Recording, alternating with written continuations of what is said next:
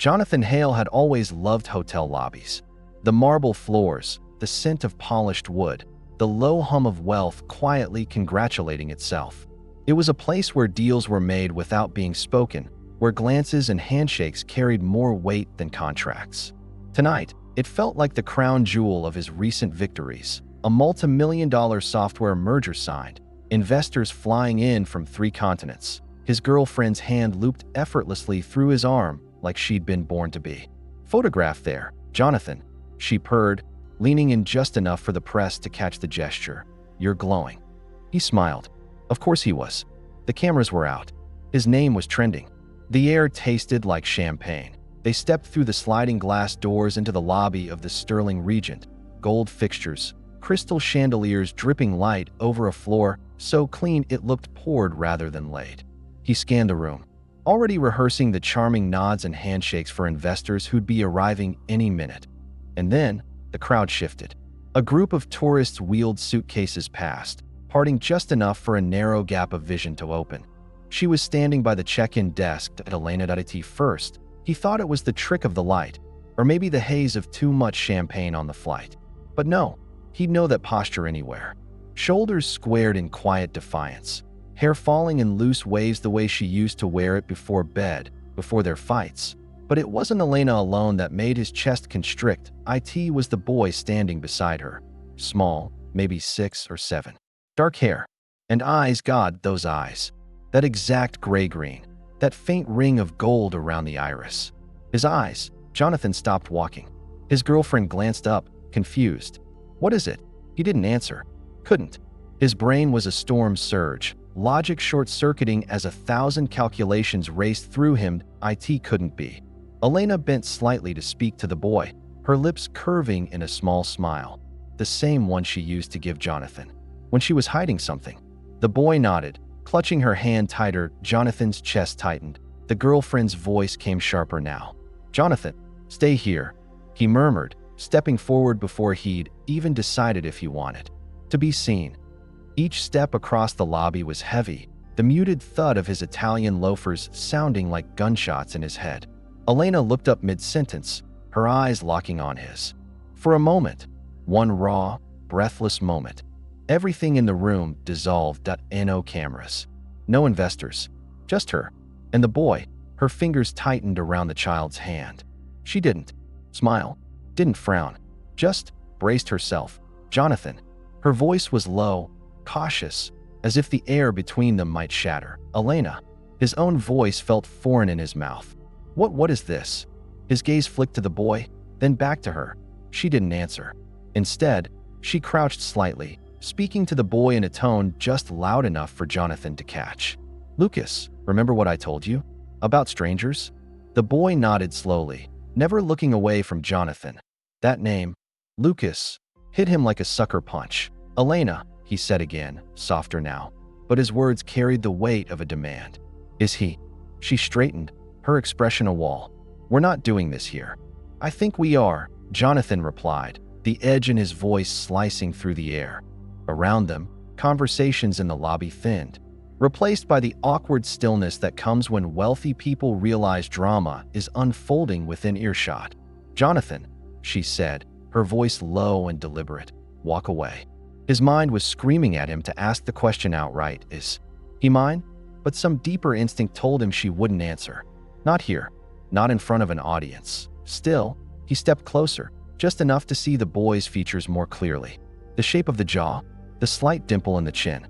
God, it was like staring into a mirror of himself at age 7. His girlfriend had joined them now, heels clicking across marble. "Jonathan, who is this?" Elena's lips twitched, not in amusement, but something colder. "I'm someone who's about to leave." Jonathan's voice dropped, urgent. "Does he know?" Her eyes hardened. "He knows exactly what he needs to know." And with that, she turned, leading the boy toward the elevators. Jonathan stood frozen, watching the back of the child's head as they walked away. The boy's small hand swallowed in hers. The elevator doors slid open. She didn't look back. When the doors closed, it was like a physical blow.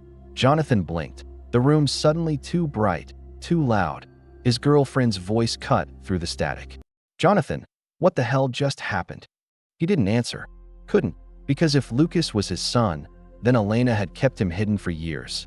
Years in which Jonathan had been living in penthouses and making headlines while his own child was, what? Learning to ride a bike? Losing his first tooth? Saying his first words. A muscle in his jaw ticked. He turned abruptly toward the reception desk, leaning on it like a man demanding answers to the wrong questions. The woman who just checked in with a young boy. What room? The receptionist's polite smile faltered. I'm sorry, sir, but Jonathan pulled out his black titanium card, sliding it across the desk.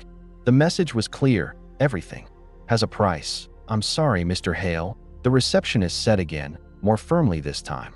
Hotel policy. Jonathan's hands curled into fists at his sides. The old him, the him before seeing Elena again, would have charmed his way past this. But charm felt like an ill-fitting suit now. His girlfriend laid a hand on his arm. You're scaring people. He shook her off. Go upstairs, he said flatly. I'll be there later. Her eyes narrowed. Who is she? He didn't answer, because right now, the only question pounding in his skull was the one he couldn't yet afford to ask out loud. How do you take back a child you never knew existed? For years earlier, the first thing Elena noticed was the pen. Not the expensive fountain pen itself. Jonathan always had those lying around, but the way it had been placed on the kitchen counter, perfectly aligned with a stack of documents, like a prop in a courtroom drama. She stood in the doorway, her hands still damp from rinsing coffee mugs.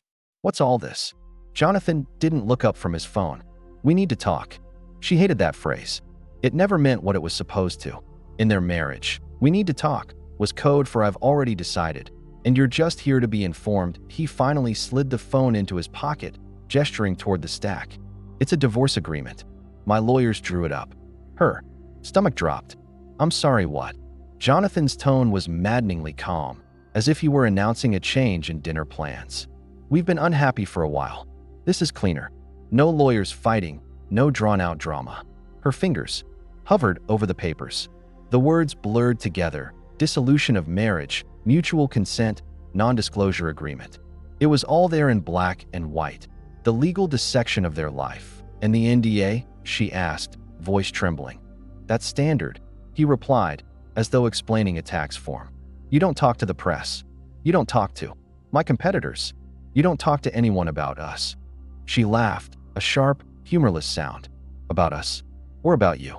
His jaw tightened. You know the answer. Elena wanted to scream, to ask him if the woman who'd sat beside him at the last company gala had anything to do with this, but she already knew. She'd seen the way he'd looked at her. This is about someone else, isn't it? She said, quietly, that he didn't answer, which was, in itself, an answer. Her mind raced.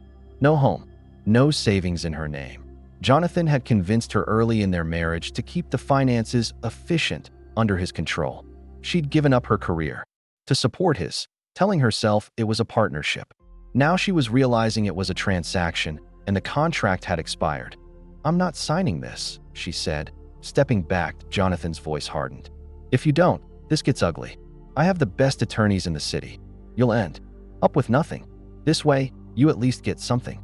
He slid a check across the counter. Her eyes flicked down. $75,000.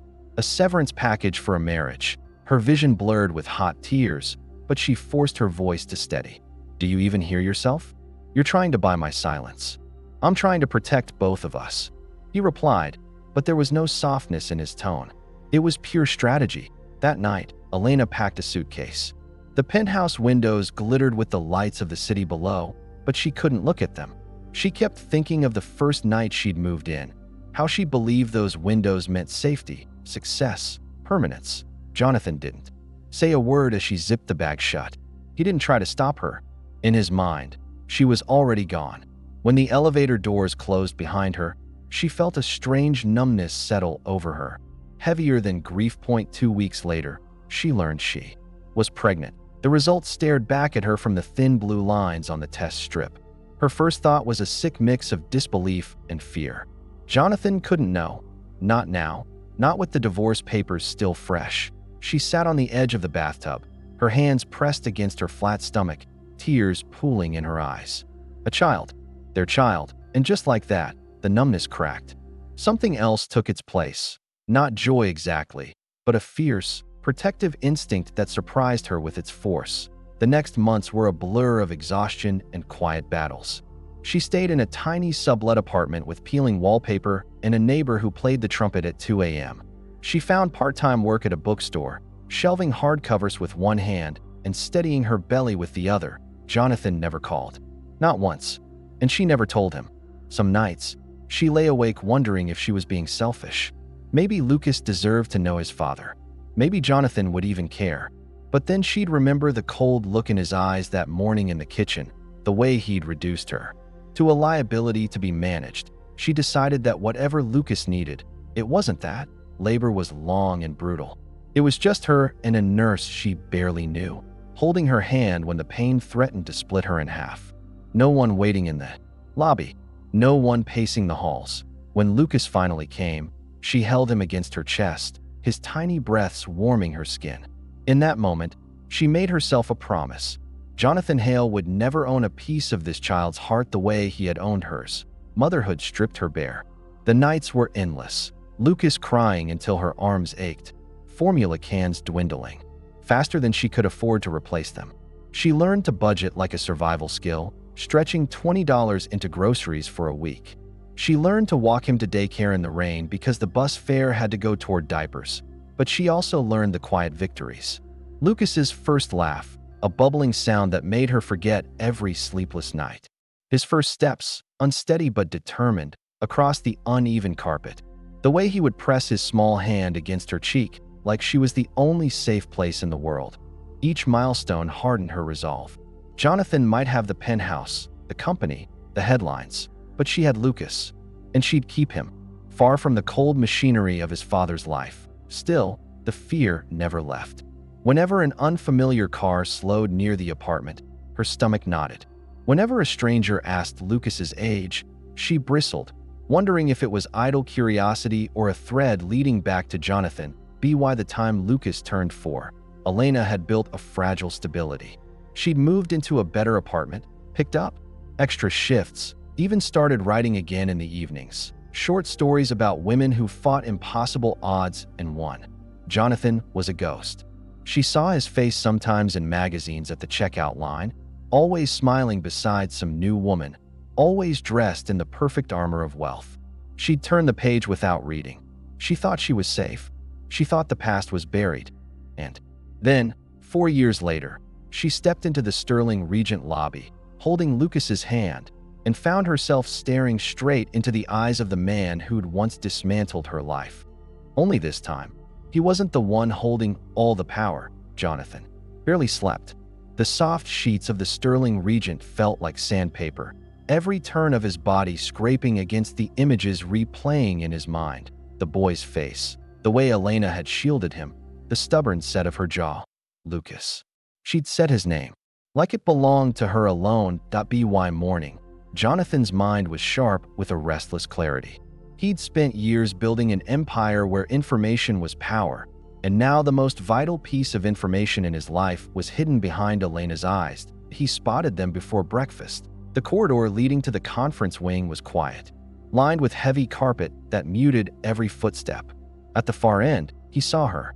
Elena's hair was pulled back, her free hand balancing a paper cup of coffee. Lucas walked beside her, swinging his small backpack. That Jonathan's pulse quickened. This wasn't the chaotic, crowded lobby. This was a narrow hallway. No audience, no distractions. He stepped forward. Elena. She stopped mid-stride. Her shoulders tensed before she turned.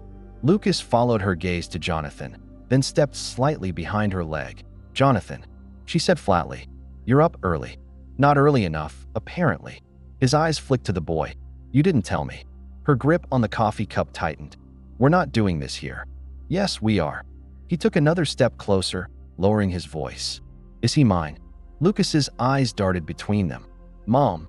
It's fine, sweetheart, Elena said, without looking at him. She kept her eyes on Jonathan, her tone calm, but edged with steel.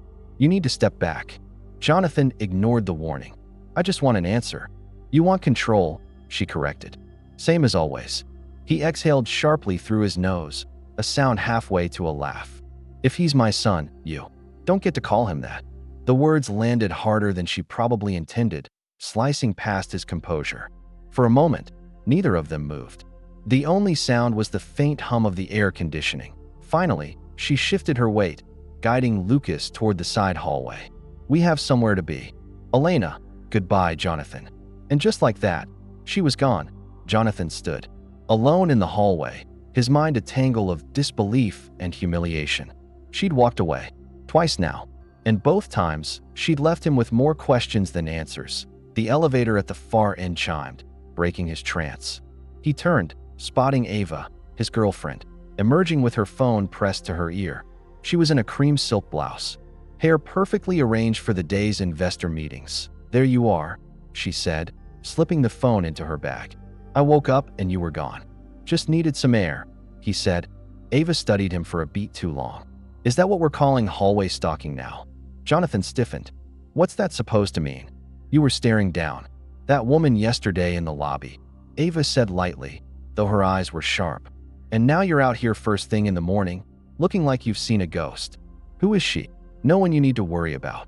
"That's not an answer." Jonathan stepped past her, heading toward the conference suite. "We have bigger things to focus on today." "Jonathan," her voice followed him, cool and measured. "You don't get distracted. Ever. So if something's distracting you now, I want to know what it is before it ends up in page 6. He didn't turn around. "Then you should probably stop asking questions." The investor breakfast should have been the crown jewel of the trip.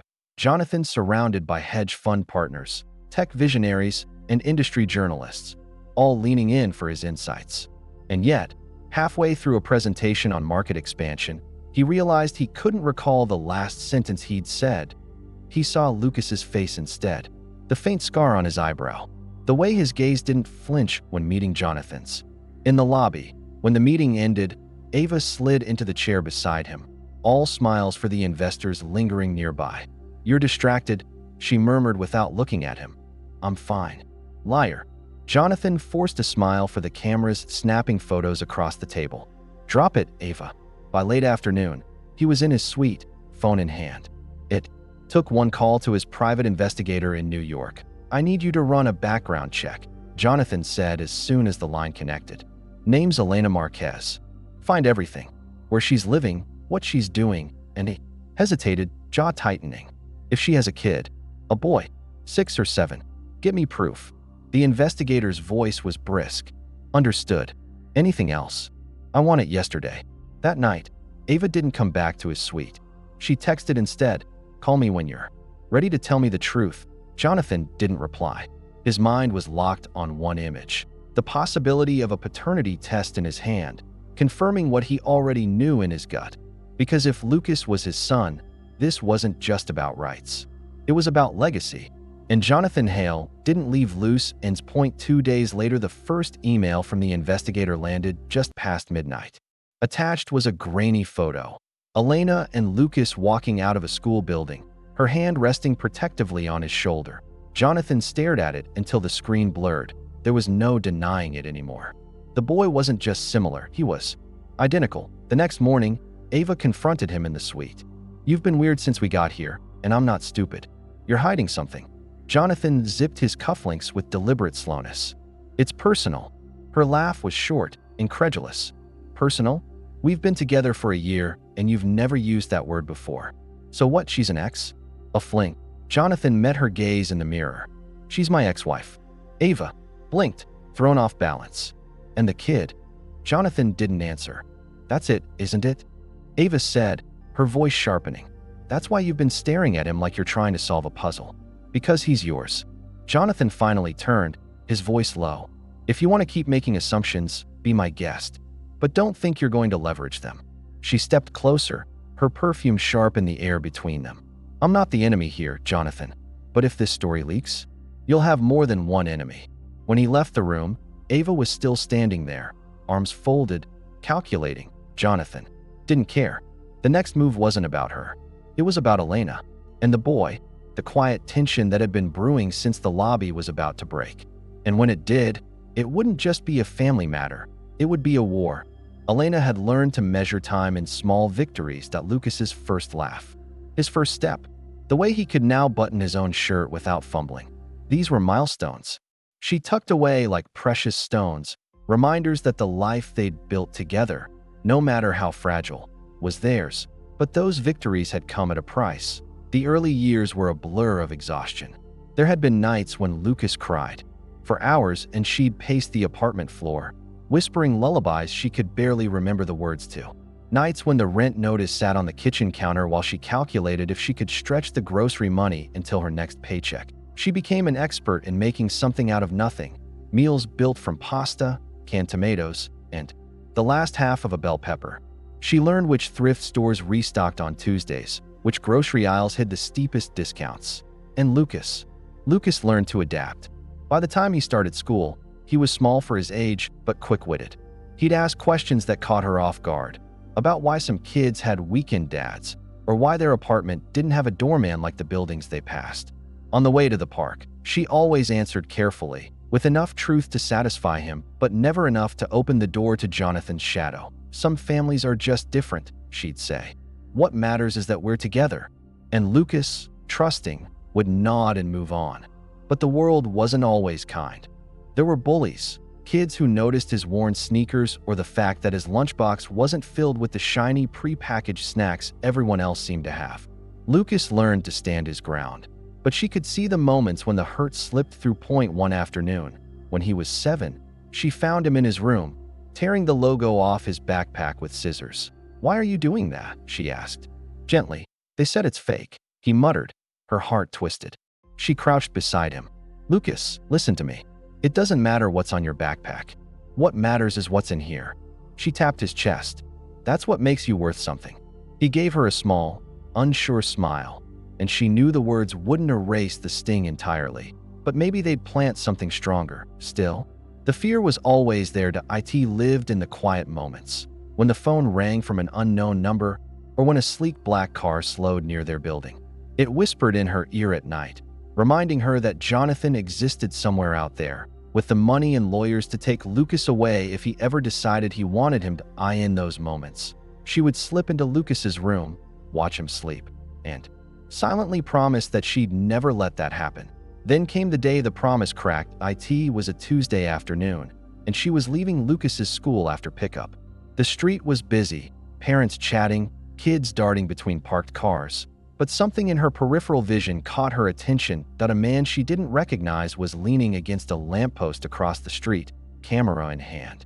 Not the casual kind, professional, long lens, the kind you saw in documentaries about celebrity scandals.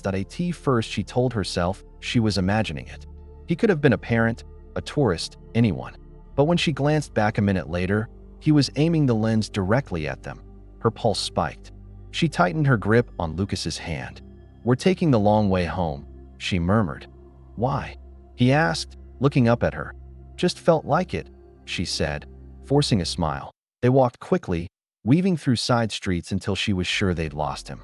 But the feeling lingered, a hot, crawling sensation at the back of her neck. That night, after Lucas was asleep, she sat in the dark living room with her phone in her lap. She didn't need to guess who had sent that man. Jonathan had found them. The thought made her stomach twist with a mix of dread and rage. She'd kept Lucas's existence from him for years, not out of spite, but out of protection. Jonathan's world was all sharp edges and power plays. It would eat a child alive. She remembered the way he'd looked at her in the hotel lobby just days earlier. Shock, yes, but also something colder. Calculation. If he wanted Lucas now, it wouldn't be because he suddenly discovered a father's love. It would be because he hated losing, and she had something he considered his. She didn't sleep that night. Instead, she sat at the kitchen table, sketching out worst-case scenarios in her head. She imagined lawyers showing up at her door with custody papers. She imagined Jonathan buying judges, witnesses, anyone he needed to tip the scales. She imagined Lucas being charmed by him, dazzled by the penthouse and expensive gifts, until the boy started to see her modest life as small and inadequate. That last one hurt the most, because Elena could survive losing a courtroom battle. She could survive Jonathan's arrogance and his money. But losing Lucas's trust, losing his love, that would break her in ways nothing else could. Be why morning, she'd made a decision. She would need to be ready. No matter what Jonathan tried, she had to be the version of herself Lucas believed in, the one who could fix anything, protect him from everything.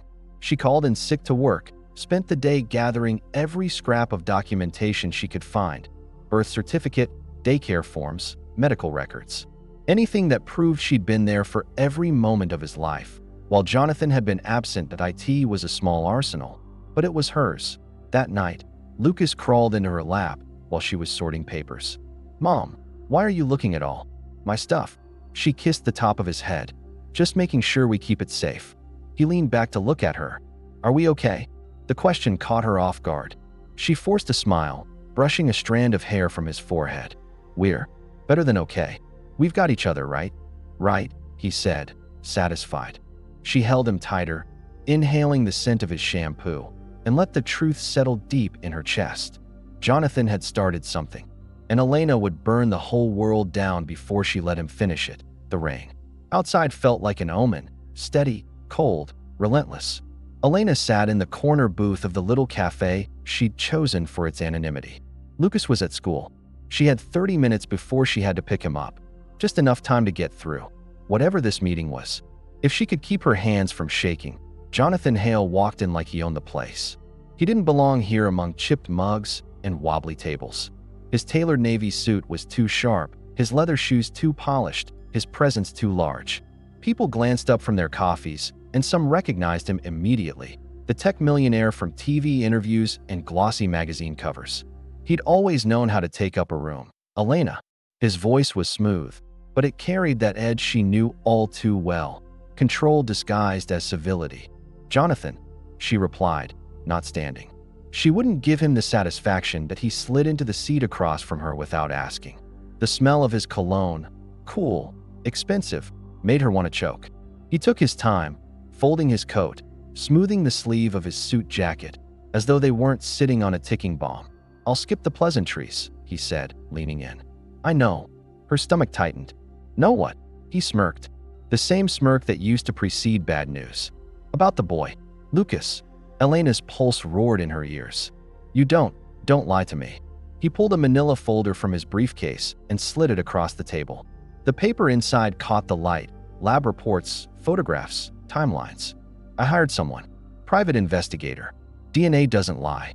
She stared at the folder, but didn't touch it. "You had no right." "I had every right." His voice sharpened. "I am his father." Her throat burned. "You were a husband who walked out with an NDA and a lawyer's threat. You forfeited your right the day you blindsided me." Jonathan's jaw clenched. "We were done, Elena. That was between us. But a child, my child, changes everything." "No," she said, her voice trembling but steady. "It changes nothing. Lucas is my son. I've been there for every scraped knee, every nightmare, every school project you didn't even know existed. You don't get to sweep in now because your conscience is catching up." He exhaled through his nose, a controlled gesture masking fury. "I'm offering you a solution. You don't have to struggle anymore. I'll wire you a generous sum. In exchange, I get shared custody. Weekends, holidays. It's fair." She laughed, a bitter, humorless sound. "Fair? You think money buys fatherhood? You think a wire transfer can erase 4 years of silence?" "It's not about erasing," he said coolly. "It's about fixing what you broke." Her eyes flashed. "What I broke? You ended our marriage. You left me when I was pregnant and didn't even bother to ask why I was sick every morning. You handed me a contract like I was a liability." Jonathan's mask slipped for a second, anger, raw and naked. "You should have told me." "I tried," she said quietly, the words catching. "But your lawyer made it clear, sign or get nothing. I chose my dignity." The cafe had gone quieter, like the air had thinned around them. A barista pretending to wipe down the counter kept glancing over. Jonathan straightened, voice icy now. "Think carefully, Elena. If you refuse this, I'll take you to court. And I have the resources to win. My legal team makes careers out of cases like this." Her chest tightened. "You drag your own son through that? For his future," he said. "For the name he deserves. For the opportunities you can't give him." She leaned forward, her voice low but fierce. "Opportunities aren't worth anything if they come from a man who uses people like pawns. I won't let you use him to polish your image or soothe your ego." The tension between them crackled like static. Then, from somewhere in the cafe, a phone camera clicked. Elena saw it. 2 tables over, a teenager pretending to scroll but clearly filming. She saw the way Jonathan's posture shifted, his jaw tightening. This wasn't just an argument anymore. This was about to be content. Jonathan lowered his voice, but his words were steel. "You can make this easy, or you can make this messy. But I will see my son." She stood, her chair scraping the floor. "You'll see him over my dead body." Her voice carried just enough to draw more stares. She felt the burn of eyes, the murmur of whispers. She grabbed her bag and walked out without looking back. By the time she reached the sidewalk, her hands were shaking so badly she could barely fish her keys from her pocket. The rain hit harder now, plastering her hair to her face. She walked, fast, half aware of the fact that someone had probably already uploaded their confrontation. Inside the cafe, Jonathan sat alone for a few moments, ignoring the curious looks. He reached for his phone and sent a single text to his attorney. "File for custody. Full force." That night, Elena sat at her kitchen table, her laptop open. The grainy video already making rounds on social media. The caption read, "Billionaire CEO fights with mystery woman in local cafe." Is this about a secret love child? She closed the screen. Lucas was in bed, blissfully unaware. But for how long? Her phone buzzed. Unknown number. She didn't answer. The voicemail that followed was short and venomous. "You've made this public now. Congratulations. I hope you're ready for war." She sat in the dark, listening to the rain on the windows. A war was coming, and she had no idea how to win it. But she knew one thing. She wouldn't run. Not this time. The courtroom smelled faintly of old wood and anxiety. The polished mahogany benches reflected the pale morning light streaming through narrow windows, and the air seemed thick, like the silence before a thunderstorm. Elena sat at the plaintiff's table, hands clasped so tightly her knuckles blanched white. Across the aisle, Jonathan leaned back in his leather chair, perfectly composed in a tailored navy suit that probably cost more than her rent for an entire year. His watch glinted whenever he moved, a subtle reminder of the gulf between them. The bailiff's voice boomed. "All rise." Everyone stood as Judge Meredith Collins entered. The woman's silver hair was pinned into an immaculate bun, her expression unreadable.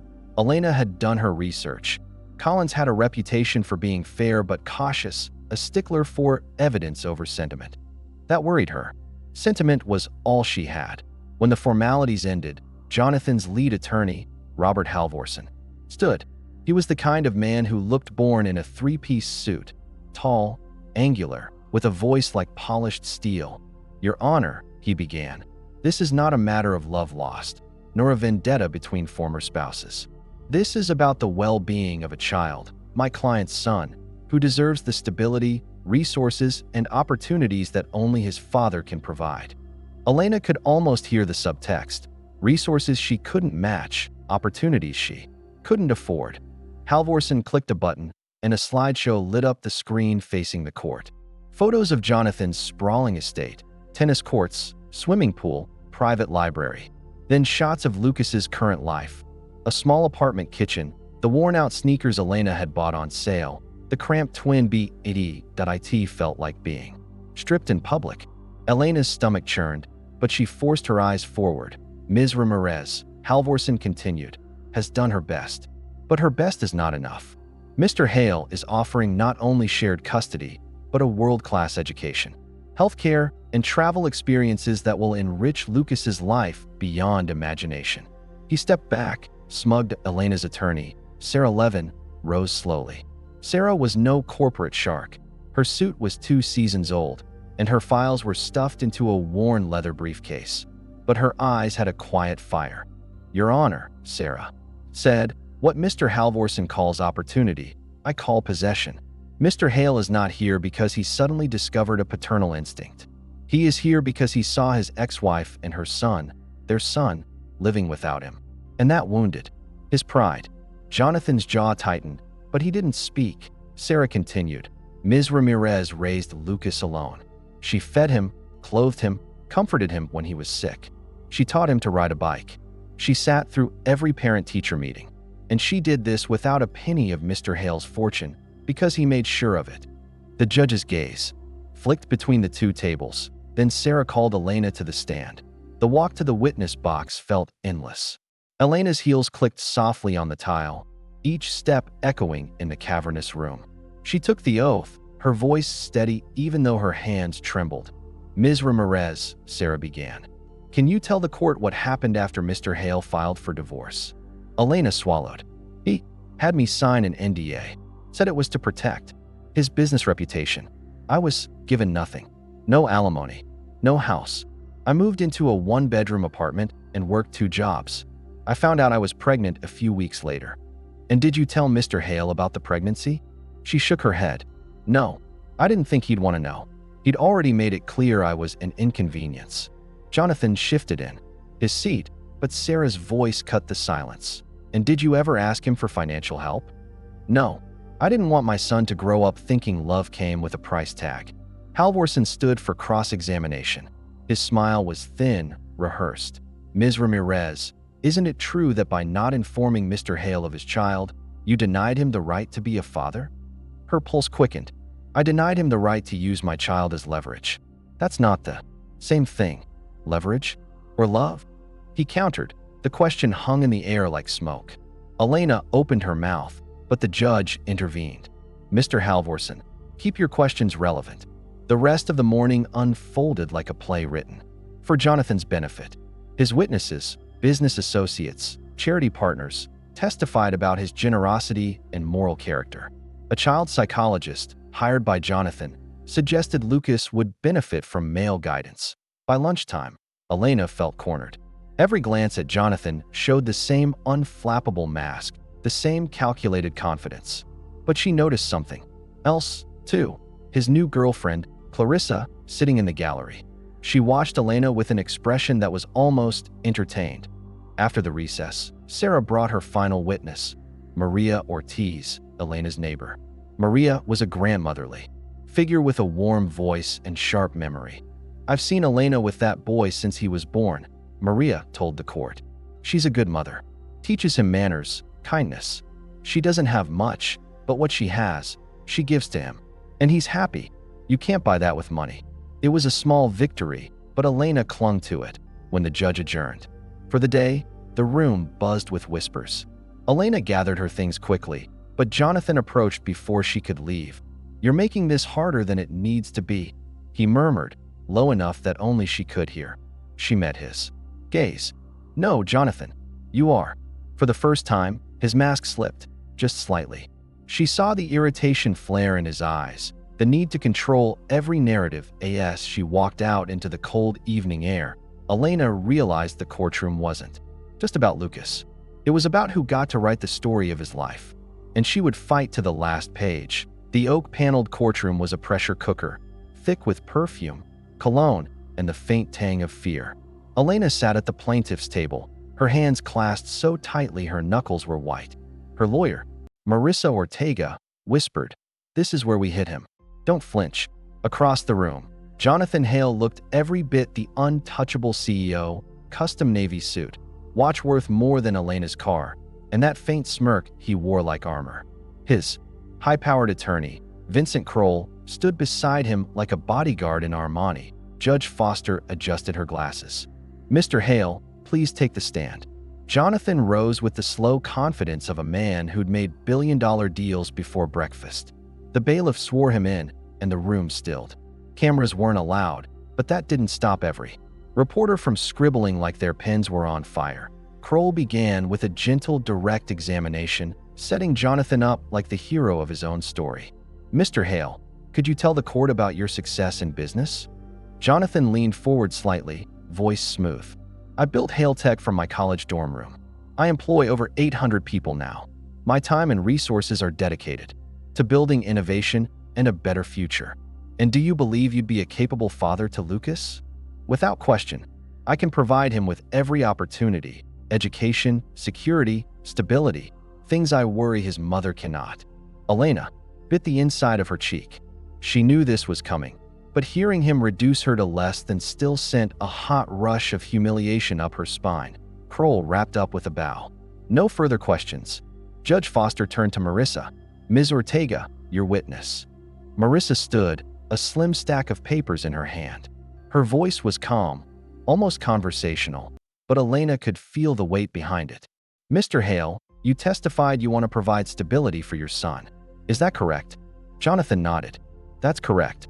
And yet, you spent the past 4 years making no contact with Lucas, correct? Jonathan's jaw flexed. I didn't know he existed. Marissa's brow arched. You didn't know? Interesting. Because we have Exhibit 19, an internal Hale Tech email dated 2 weeks before you served Mrs. Hale with divorce papers.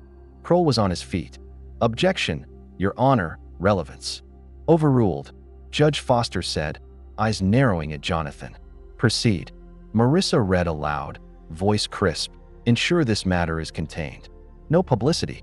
I will not have her pregnancy derail negotiations with Softwave Capital. From Jonathan Hale.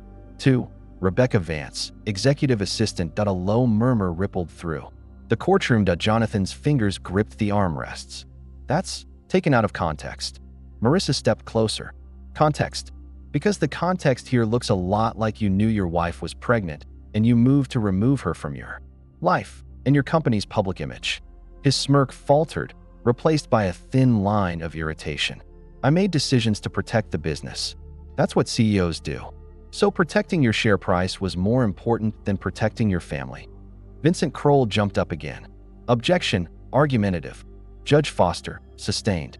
Ms. Ortega, rephrase. Marissa nodded. Mr. Hale, were you aware your wife was pregnant at the time you filed for divorce? Jonathan hesitated. Too long. Yes, but no further explanation needed. Marissa cut in smoothly. Now, about your capacity to provide stability. You've had 5 residences in the last 3 years, correct? I travel for business. And 4 different girlfriends in that same period? That's my private life. Except when you post vacation photos with them on your verified social media accounts, often from overseas trips during school months. How would you ensure consistency for a young child in that schedule? Jonathan exhaled sharply. I'd hire help. Help? Marissa repeated, letting the word hang like a bad smell. Is that what you think a father is? Someone who outsources care. Jonathan's nostrils flared, but before he could respond, Marissa tapped the stack of papers. Your Honor, at this time, the plaintiff would like to call Rebecca Vance as a surprise witness. Gasps cut through the courtroom. Jonathan's head snapped toward the gallery where Rebecca, his former executive assistant, was already walking to the stand.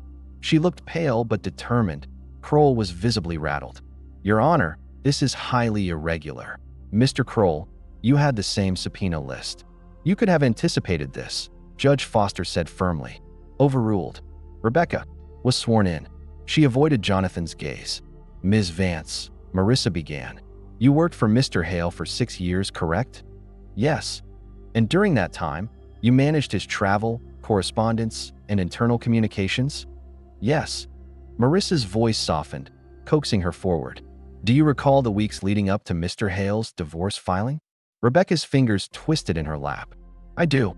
Please tell the court what you witnessed. Rebecca's eyes finally met Jonathan's, and for the first time, he looked uneasy. He told me to make sure Elena never went public about the baby. He said he'd erase her from the picture if she tried. A collective gasp swept the room. Jonathan's lawyer shot up. Objection. Hearsay. Judge Foster's gavel tapped once. Overruled. This is direct testimony. Marissa leaned in.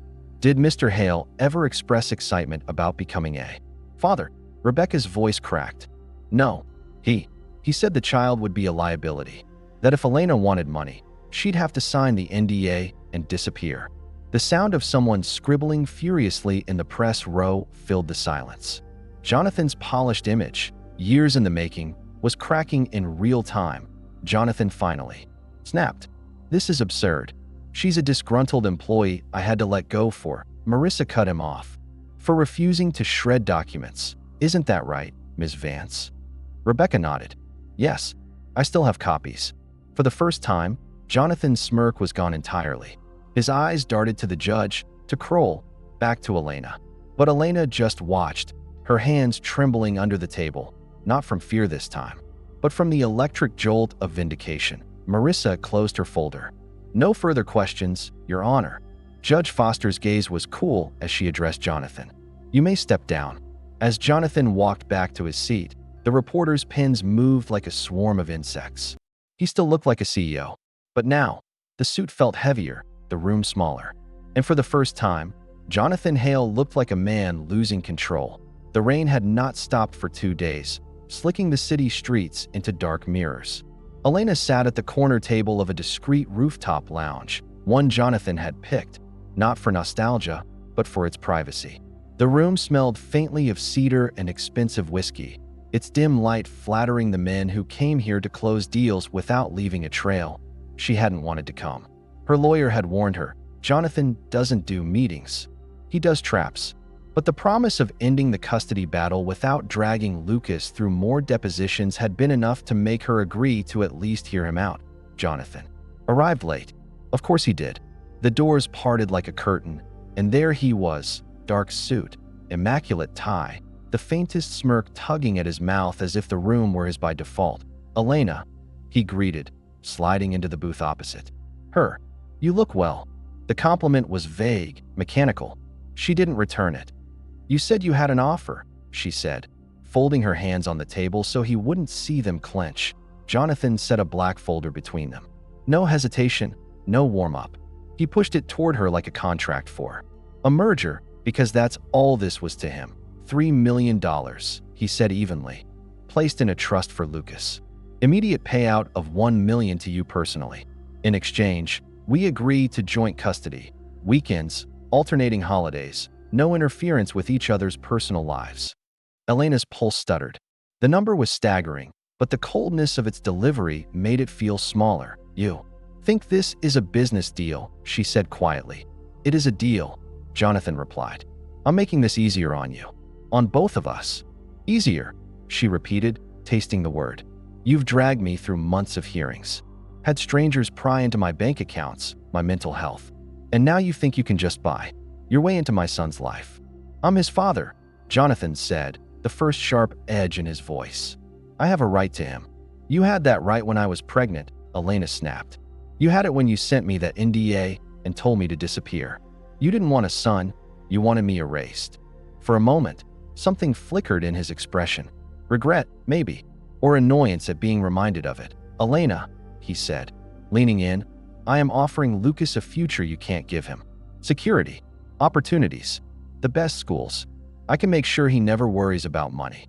I can make sure he never worries about being abandoned. She shot back. The silence that followed was heavy. Jonathan's jaw tightened. He took a slow sip of his drink, as if controlling the urge to push harder. This custody battle will not go in your favor, he said finally. You know that. Judges like stability, and I have more of it than you ever will. I am giving you a chance to walk away with something instead of nothing. She looked at the folder, the numbers printed inside like some glittering trap. $3 million could change everything. Her apartment, Lucas's future, the constant tightrope walk of bills. It could mean no more ramen dinners, no more secondhand shoes, but it would also mean Jonathan. In her life, in Lucas's life. Forever, no, she said, pushing the folder back toward him. Jonathan didn't flinch. He simply closed it, slid it back into his briefcase, and stood. You're making a mistake, he said, his voice low. No, she said again, her gaze locked on him. I'm making a choice. He left without another word, his cologne lingering in the air like smoke after a fire. Elena thought that would be the end of it. The offer, the meeting, the temptation. She was wrong. The next morning, her phone buzzed before sunrise. It was her lawyer. Don't check the news, he said, which of course made her check the news. The headline burned across her screen. Jonathan Hale caught on tape mocking custody talks with ex-wife.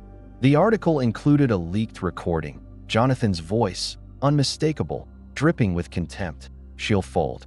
They always fold. Dangle enough zeros in front of someone like her, and it's game over. Someone had been recording their meeting.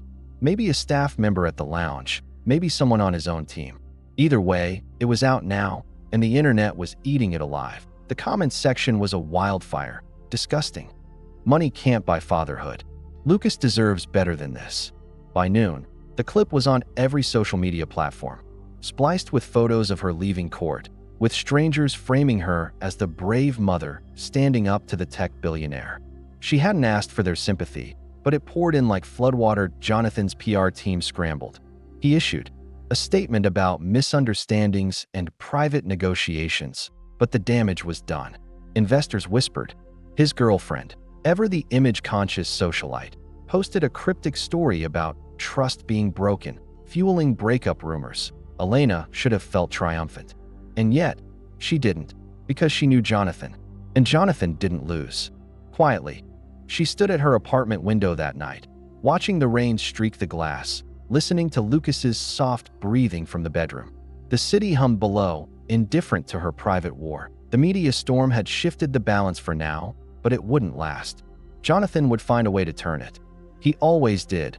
She tightened her grip on the windowsill, feeling the faint tremor in her hands. She had won the battle, maybe, but the war was still ahead. And Jonathan Hale did not fight fair. The air in the courtroom was thicker than it had been all week. Even the creak of the wooden benches seemed louder. Elena sat at her table, fingers interlaced so tightly they had gone cold and white.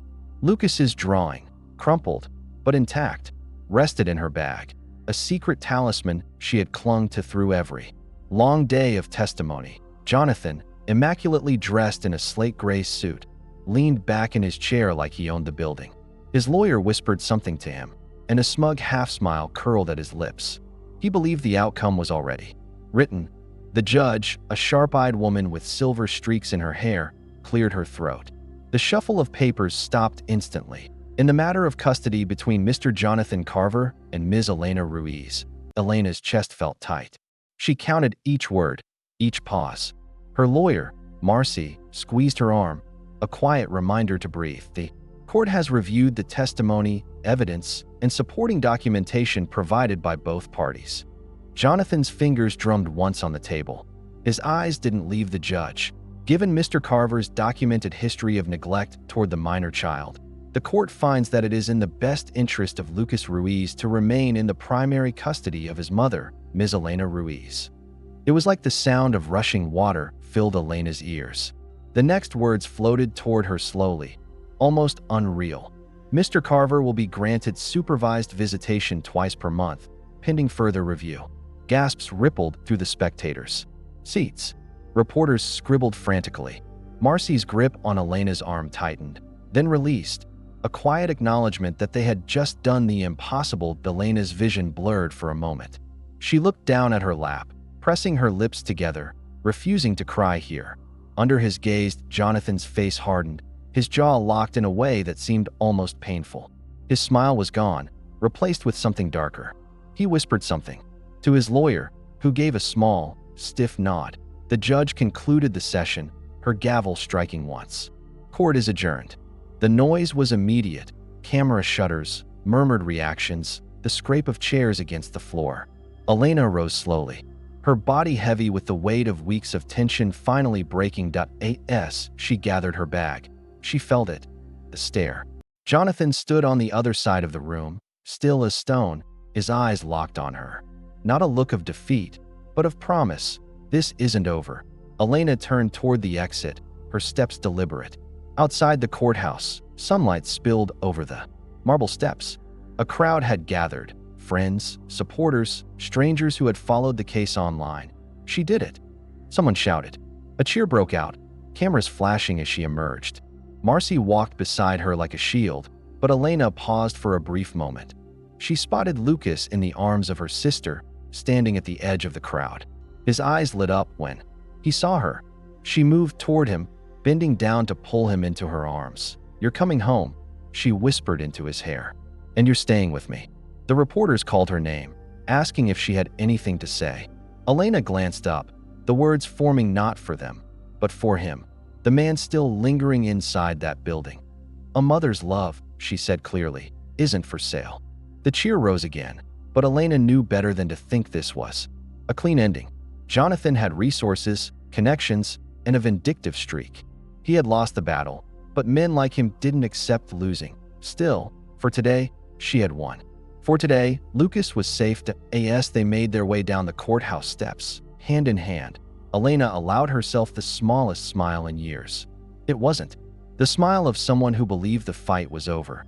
It was the smile of someone who knew she could survive it again. The revolving glass doors whooshed open, letting in a gust of warm spring air laced with city exhaust and blooming cherry blossoms. From the street outside, Elena stepped through, her hand wrapped securely around Lucas's. He was taller now, longer legs, that unself-conscious energy of a 9-year-old who was too busy taking in the world to notice the eyes that sometimes lingered on them. The lobby looked almost exactly as it had the first time she'd walked through it years ago. Polished marble floors reflecting soft golden light from the chandelier, potted palms framing the reception desk, the faint scent of expensive perfume from passing guests. But for Elena, the space no longer held the sting of memory alone. It felt like a full circle, though the circle wasn't closed neatly. It was jagged, messy, and hard-won. They were here for Lucas's school trip, 2 nights in the city, with a class performance at the Civic Theater. She'd volunteered as one of the chaperones, a decision she'd almost backed out of when she'd learned where the school had booked their stay. But when she'd looked at Lucas's excitement, how he'd been practicing his lines for days, she'd swallowed her hesitation. Still, stepping into this lobby sent a pulse through her chest. The sound of her own footsteps on the marble echoed memories of another day. Back then, she'd walked in wearing uncertainty like a second skin, her body tensed from the shock of seeing him in person for the first time since everything. And now, Elena? The voice came not from behind her, but from the far corner of the lobby. It was deeper than she remembered, slower, as though weighted down by something heavy. She turned her head before she could stop herself. Jonathan, he stood near the bar lounge, alone, one hand wrapped around a glass of water. No entourage, no sleek young assistant at his side. The tailored suit was still there, but the fit was looser, the tie slightly askew. And the eyes, those confident, shark-like eyes, were tired. Not puffy with lack of sleep, but dulled in a way she'd never seen before. For a moment, neither of them moved. People bustled around them, bellhops wheeling luggage, tourists checking in, a businessman barking into his phone. But the hum of the lobby seemed to drop away in her ears. Lucas tugged at her hand. "Mom, are we going to check in?" She glanced down at him, his wide brown eyes curious but unaware. "Yes, sweetheart," she said softly, and then looked back up at Jonathan as if the last time they'd met in this lobby had been a collision of shock and pain. This was different. The years in between had built a wall inside her, not one of stone, but one reinforced with experience, with battles fought and survived. Jonathan took a single step toward them, then stopped. His eyes flicked down to Lucas and lingered, as though the reality of him, his height, his expression, the way his hair curled slightly at the ends, was something he had to absorb slowly. Elena didn't flinch this time. She didn't position herself between them like a shield, though she still kept Lucas close. She just stood, her chin lifted, waiting. "Lucas," Jonathan said finally, his voice almost careful. Lucas tilted his head. "Do I know you?" The question landed between them with an honesty only a child could deliver. Elena felt something twist in her chest. Not guilt, not regret, but the ache of knowing that even with full custody, the threads of connection were never simple. Jonathan's throat worked before he replied. "No, not really, but I know you." Lucas looked up at Elena, puzzled. She offered him a small smile. "Why don't you go with Mrs. Carter and the other kids? I'll be right behind you." She nodded toward the cluster of parents near the check-in desk. After a moment's hesitation, Lucas trotted off, joining the group, his backpack bouncing with each step. When Elena looked back, Jonathan's gaze hadn't moved from her. "You look different," he said. "I am different," she replied. Her voice was calm, even that he gave a short, humorless laugh. "I guess you are. You won." The words weren't bitter exactly, but they weren't gracious either. More like a statement he'd been forced to accept, the way one might accept bad weather ruining a vacation. "This was never about winning, Jonathan," she said quietly. "It was about protecting my son." "Our son," he corrected automatically. Something inside her tightened, but she didn't let it show. "Your lawyers had every chance to make that case." The judge made her decision. He looked at her for a long moment, his jaw flexing. "You know the press turned on me after that recording," he said. "It wasn't just bad headlines. It cost me deals, partnerships. People who used to answer my calls suddenly didn't." Elena met his gaze evenly. "Actions have consequences." He smiled faintly, though there was no warmth in it. "And yet here we are. Same lobby, same city. Some things never change." "No," she said, stepping forward just enough to pass him. Some things changed completely. She started walking toward the check-in desk, feeling his eyes on her back. Lucas had already joined the other children, chattering excitedly about the pool. "Elena," Jonathan called after her. She paused, but didn't turn. I'm not here to start anything. His voice dipped, uncertain for the first time she could remember. "I just wanted to see him, even if it's from across the room." She turned her head slightly, enough to see him in her peripheral vision. "That's all it will ever be, Jonathan. From across the room. Your choices made sure of that." For a moment, his expression flickered, something between defeat and a plea for understanding, but she didn't wait for him to speak again. She walked to the reception desk, signed the check-in forms, and took the room keys from the smiling clerk.as. She led Lucas toward the elevators. She passed within a few feet of Jonathan.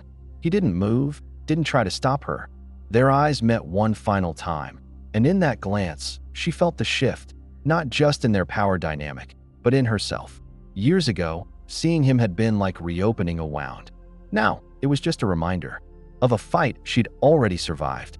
He was no longer the man who could dismantle her life with a phone call. He was just a man standing alone in a hotel lobby, watching the family he'd forfeited walk away. The elevator doors slid open. Lucas stepped inside first, pressing the button for their floor. Elena followed, the lobby disappearing behind her as the doors closed. Upstairs, as Lucas flopped onto the bed and started digging through his bag for his game console, Elena stepped to the window. From here, the view stretched across the city. Skyline, glass towers catching the afternoon light, cars threading the streets below. Somewhere down there, Jonathan would walk out of that lobby, back into a life that was no longer hers to fear. She let out a slow breath. The chapter wasn't closed completely. Maybe it never would be, but the weight was gone. She was stronger now. Lucas was safe. And for the first time in years, she could stand in this city, in this hotel, and feel nothing but the quiet pulse of her own victory. She turned away from the window, smiling faintly as Lucas announced, "I'm beating my high score." "Good," she said, sitting beside him. "Let's make this a good trip." And just like that, the moment was over, not erased, but folded neatly into the life they were building together. Far below, the lobby returned to its usual hum, unaware that it had just witnessed the end of a war.